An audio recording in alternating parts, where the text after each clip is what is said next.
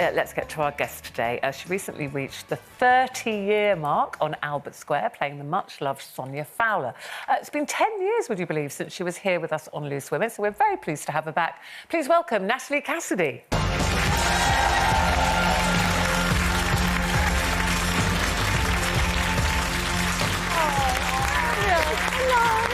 Good to see you. Lovely to see you all. I can't believe that's been 10 years since you've been here. How is it 10 years? When they said it to me, I said, you're lying. Yeah.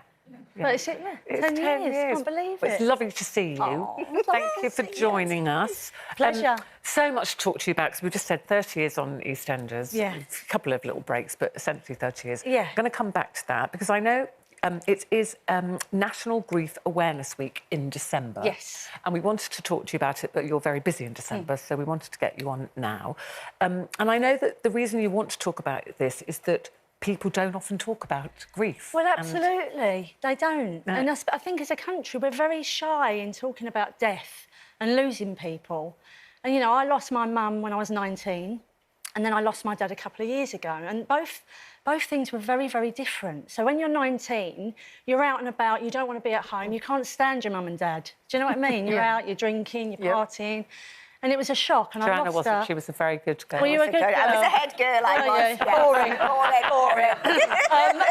But yeah, and then suddenly I had a phone call and she'd gone. And that's really stayed with me, the guilt. You know, the guilt of not being around and losing her. And as you get older, it gets harder, really, because you have your kids and she's not there for that and all of those things.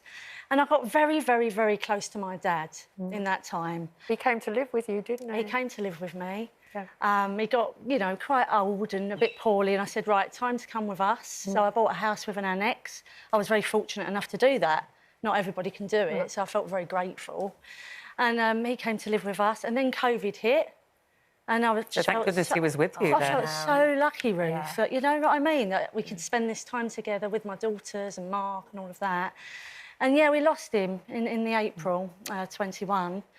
And I just had a gut feeling. It was really weird. He was a miserable old bugger at times. But I like the way you touched me. Yeah. So it's all holding it against you really do remind me of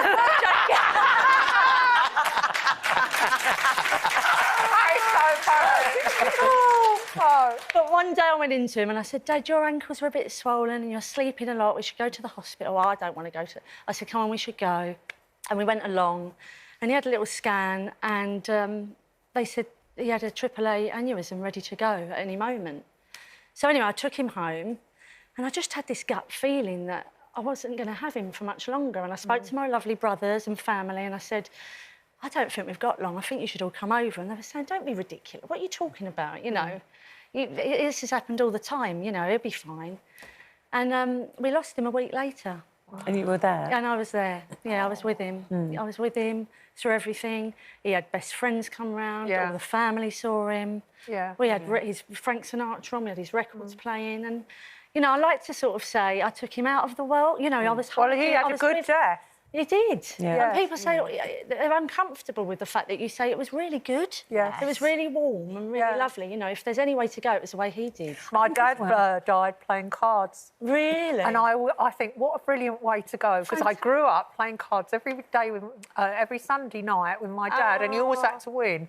And I thought, I'm so pleased he went like that. Absolutely. And he's probably beating my mother at the same time, which would be fantastic. Oh, that's lovely. Yeah. But I think as well we learn things, don't we? Excuse me, when my father passed away, we realised afterwards that I was talking to Brenda about it today, we'd never had a conversation about what kind of funeral he wanted. No. It was a bit of a guessing game, because it's like you said, it's very British and we don't talk about it. And it's very different because of that. My mum, who's still alive, fortunately, we talked about it after my dad died. It was like, well, when this happens to you, Mum, what would you like? Yeah. And I think it is good. It's a difficult conversation sometimes, and you worry about upsetting people, but actually, I think it's good to know. I think it takes the pressure off of people as well, because that happens. Suddenly you've lost someone that you love so much, and then you've got loads of decisions to make as well. So I think it's lovely to sort of... I think there are even books now you can buy. You know, you can plan it all in a book or what have you. And how lovely if you lose someone that you can open something and think, oh, it's all done. I haven't got to do those jobs. Yeah. You know? Yeah. Do you think it's changed the way that... the way that you mother now? having lost your mum at such an early age? Yeah, I think so. I just hope they're not like me. But you did. I read about you that your mum hated photographs. Yes, she did. But you're determined now because you haven't got many. I always say to people, don't be It's so selfish saying, "Oh, I don't like being in a photo," or "I don't like being in a home video," because I've really have barely any of mum, so I'm in everything. Get out of the way. Well, you're on the telly anyway. Well, no, yeah. But even if you're not confident and you don't do a job like we do, I think it's really important to think about what you're leaving behind for people. Yeah. You know. So let's talk about 30 years on EastEnders. So, yes, So how old were you? 10ish or something? I was 10, yeah. I was 40 this year. I was 10. Look. Sonia. Oh, my gosh, look at you. I think I was about 12 there, actually. I remember Sonia and her trumpet. Yes. Who doesn't? No, remember? it's back, you know, It's Ruth. back, I know. I know, Reese plays the tuba, so they're back out doing the bands and all Did of you that. have to learn how to play the trumpet? Very, then? very badly. I started playing it and actually I wasn't bad and they said, oh, no more lessons for you. We want Sonia to be really bad at it. So I could have been great, couldn't I? I could have been the next Miles Davis, but it never happened. I mean, 30 years is a long time in so many storylines, you know, some very serious, some very poignant, some funny, some sad, so many. Are there any that kind of, I hate the word favourites because they're all so different, but any that really stick out in your mind or that you have such fond memories of? There are so many. You know, obviously having the baby, Sonia's baby storyline where she didn't know she was pregnant is a really big one that was amazing to do. I was only 15 at the time. Wow. So that was a big one to do and I won awards for that and everything, so I'm very proud of that one. But you know what I love the most? It's not the great big ones. It's the times when you're sat in the Vic with all the women or it's a hen do and you're just chatting and gossiping about stuff and you think, you know, I walk into the pub and I still go, God, I can't believe I'm here. You know, it's so iconic and it's such... The thing is, Eastenders is the star. No one in it. You know, people come and go and it doesn't really matter who's in it. EastEnders is the star. And I just feel very grateful, really, to still be a part of it. Well, we think you're a star. Yeah. Now, I know you've been engaged to Mark. How long have you been engaged, you two? 8 years. 8 years. So... You're laughing at. That's longer than all my marriages. put together. So what might change your position? It is, honestly, it is so boring. It is just down to time. We're both freelance. It's sort of booking it in. It's really expensive and there's loads of stuff when you've got children, everything's expensive.